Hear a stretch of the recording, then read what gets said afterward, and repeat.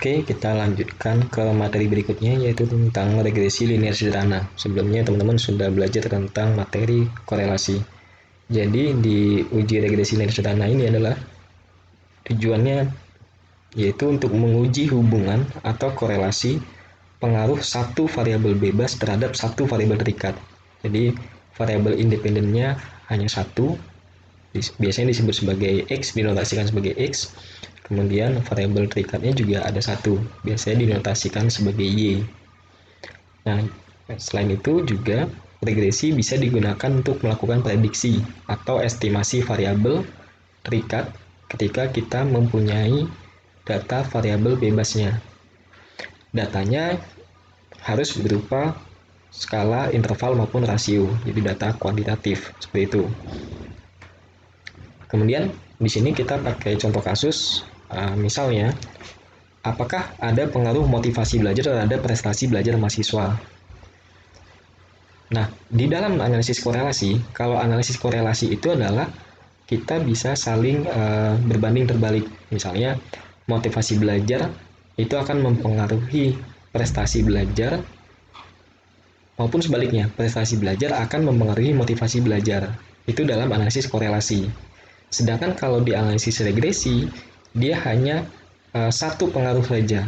Artinya hanya X yang berpengaruh terhadap Y, tidak sebaliknya. Tidak Y berpengaruh terhadap X.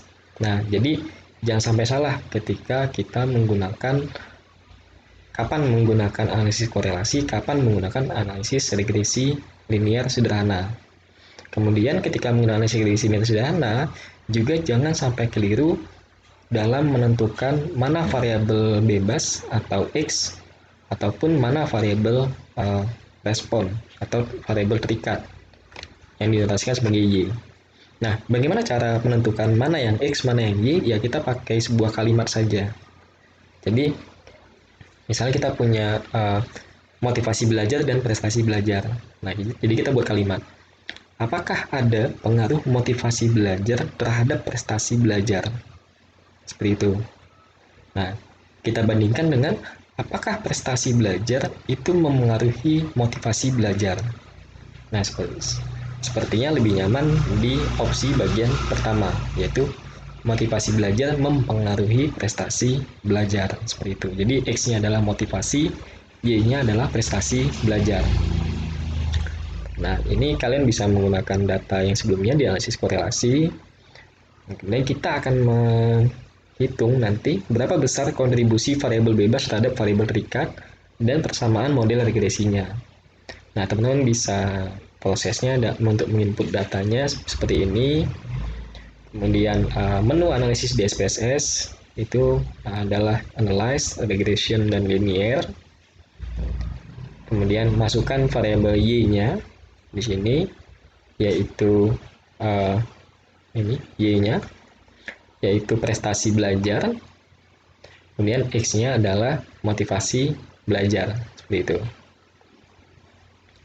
Nah, untuk metodenya kita masih pakai yang default saja. Jadi kita biarkan saja seperti itu. Yang bagian lain juga kita biarkan saja. Bagian statistik, plot, save, dan option. Karena ini yang kita pakai adalah yang standar saja. Nah, di sini untuk ringkasan model, ya nilai R-nya ya sama dengan nilai R pada analisis korelasi. Seperti itu. Tapi penggunaannya yang berbeda ya. Kapan menggunakan model regresi sederhana maupun kapan menggunakan analisis korelasi. Nah, arti yang 0,397 ini adalah koefisien korelasinya, yaitu seberapa besar hubungan antara motivasi belajar dengan prestasi belajar. Jadi, besar hubungannya yaitu sebesar 39,7%. Seperti itu. Kemudian nilai R square, jadi R-nya kita kuadratkan, maka nanti akan diperoleh angka adalah 0,158. Nah, R square ini yang di sini, ini kita sebut sebagai koefisien determinasi. Artinya, variasi dalam prestasi itu dapat dijelaskan oleh motivasi belajar melalui model regresi sebesar 15,8%. Sedangkan sisanya itu berasal dari variabel-variabel lainnya. Atau secara sederhana, besarnya kontribusi variabel independen dalam hal ini yaitu motivasi belajar terhadap prestasi belajar itu sebesar 15,8%. Sedangkan sisanya itu berasal dari variabel-variabel lainnya. Seperti itu. Nah, untuk adjusted R-square maupun standard error biasanya jarang untuk digunakan. Biasanya yang lebih sering digunakan adalah nilai R biasa maupun R-square. Kemudian ada juga output tabel ANOVA. Nah, tabel ANOVA ini adalah untuk menguji apakah model regresi yang kita gunakan itu layak atau tidak. Kita lakukan analisis dalam model itu. Seperti itu. Jadi kita nanti melihat dari nilai p-value-nya. Nah, di sini H0-nya artinya kan ada hipotesis uji adalah H0 dan 1. H0 yaitu motivasi belajar itu tidak berpengaruh signifikan terhadap prestasi belajar. Artinya model yang kita gunakan, model regresi yang kita gunakan tidak layak seperti itu. Sedangkan H1-nya itu model layak untuk digunakan dalam arti motivasi belajar memiliki pengaruh yang signifikan terhadap prestasi belajar.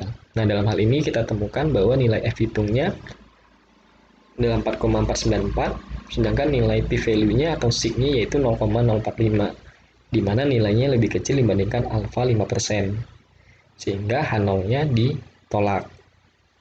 Artinya model regresi linear yang kita gunakan layak.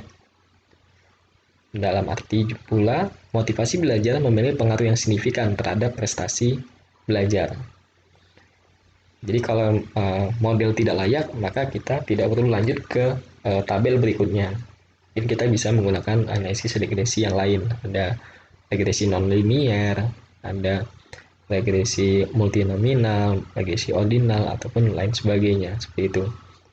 Nah, kemudian tabel berikutnya adalah tabel koefisien. Kita ingin melihat untuk koefisien konstan dan motivasi belajar ini berpengaruh atau tidak. Jadi kalau yang tadi ini adalah uji overall namanya atau uji secara keseluruhan model itu layak atau tidak digunakan. Kalau ini adalah uji per variabelnya. Mana yang berpengaruh? Nah, dalam hal ini kita melihat dari nilai sig-nya atau p-value-nya. Jadi dalam hal ini nilai sig-nya yaitu 0,00 dan 0,045. Sehingga nilainya masih di bawah alfa 5%.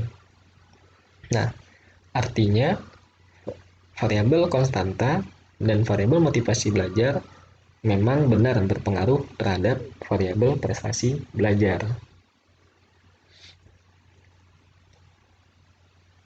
Kemudian yang kita gunakan, nilai parameter yang kita gunakan adalah nilai yang di unstandardized coefficient. Jadi ini adalah nilai A-nya dan ini adalah nilai beta 1-nya. Jadi nilainya adalah 2,644 dan nilai beta 1-nya adalah 0,012. Seperti itu.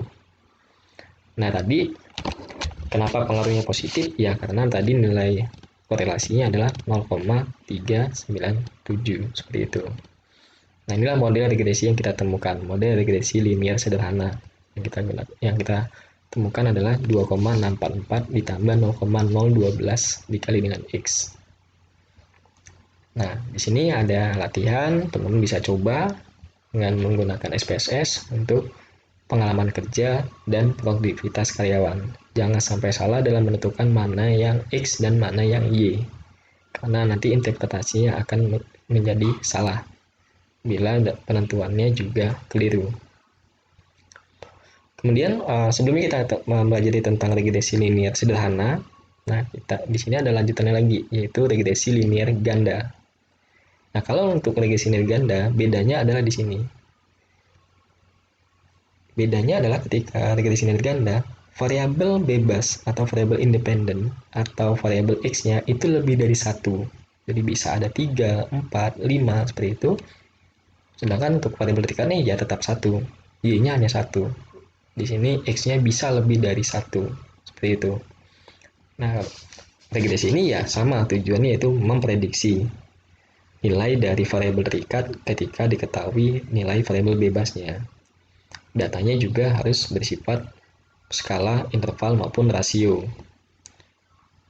Nah, di sini kita punya data tentang uang saku, motivasi belajar, dan prestasi belajar di sini.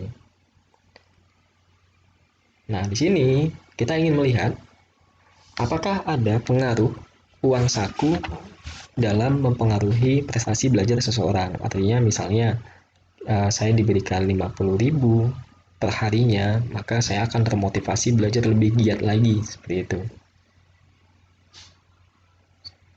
Sehingga prestasi belajar saya juga akan menjadi lebih baik. Nah, itu kan dugaan kita. Sehingga dalam hal ini kita akan melakukan analisis untuk memastikan dugaan kita itu benar atau tidak. Apakah benar ketika uang saku dan motivasi belajar itu berpengaruh terhadap prestasi belajar. Nah, sama prosesnya, kita masukkan datanya, kita tentukan Y-nya, kemudian sama menunya adalah Analyze Regression Linear. Nah, di sini untuk independennya tadi kita ada dua. Jadi kita masukkan uang saku dan motivasi belajar. Kemudian kita continue dan oke. Okay. Nah, ini adalah nilai R square-nya. Jadi nilai R square-nya adalah 0,274, sedangkan nilai korelasinya yaitu 0,524. Seperti itu. Nah, artinya di sini 0,524 di sini adalah derajat korelasi atau derajat hubungan antara variabel uang saku dan motivasi belajar. Jadi di sini ada dua variabel X, maka kita pakai kalimat dan. Jadi variabel uang saku dan motivasi belajar secara bersama-sama mempunyai hubungan sebesar 52,4% berpengaruh terhadap prestasi belajar, seperti itu. Sedangkan untuk nilai S-square adalah 0,274. Artinya variasi dalam prestasi dapat dijelaskan oleh motivasi belajar dan uang saku melalui model sebesar 27,4%. Sedangkan sisanya berasal dari variabel lainnya. Seperti itu. Nah, ini adalah uji ANOVA. Tadi kita lihat bahwa ini nilai sig-nya kurang dari alfa, maka H0 ditolak. Sehingga model layak untuk digunakan. Jadi kita bisa lanjut ke uji selanjutnya. Nah, inilah uji selanjutnya. Nah, di sini kita akan melihat variabel mana yang benar-benar berpengaruh terhadap prestasi belajar. Ternyata nilai uang saku di sini kurang dari alfa. Maka uang saku ini tidak signifikan berpengaruh terhadap prestasi belajar. Artinya, mahasiswa yang mempunyai uang saku yang berbeda-beda itu tidak berpengaruh terhadap prestasi belajarnya. Akan tetapi di sini motivasi belajar dia berpengaruh. Artinya semakin mahasiswa tersebut termotivasi untuk belajar, maka nilai prestasi belajarnya juga akan semakin meningkat. Seperti itu. Nah, kalau kita buat persamaan regresinya yaitu 2,3 ditambah 0,004x1 dan ditambah 0,015x2. Nah, ini yang penjelasan yang tadi. Itu. Jadi untuk variabel uang saku di sini tidak berpengaruh terhadap prestasi belajar jika motivasi belajar dikendalikan atau dikontrol. Sedangkan kalau yang variabel motivasi ini berpengaruh dan pengaruhnya adalah positif terhadap prestasi belajar ketika variabel uang saku dikendalikan ataupun dikontrol. Seperti itu. Nah, nilai positifnya adalah dilihat dari nilai B-nya. Jadi nilai B-nya itu di sini positif, yaitu 0,015. Jadi semakin termotivasi mahasiswa yang belajar, maka akan semakin tinggi pula prestasi belajar mahasiswa tersebut. Oke, mungkin bisa dicoba di sini untuk mengerjakan bagian tugas latihan di dalam lingkungan kerja, pengalaman kerja, dan produktivitas kerja. Nah, silakan kalian tentukan mana variabel Y dan mana variabel X1 maupun X2, kemudian lakukan analisis menggunakan SPSS, kemudian interpretasikan. Dan bisa menjawab pertanyaan-pertanyaan yang ada di sini. Oke, mungkin itu saja dari saya tentang analisis korelasi dan analisis regresi. Terima kasih.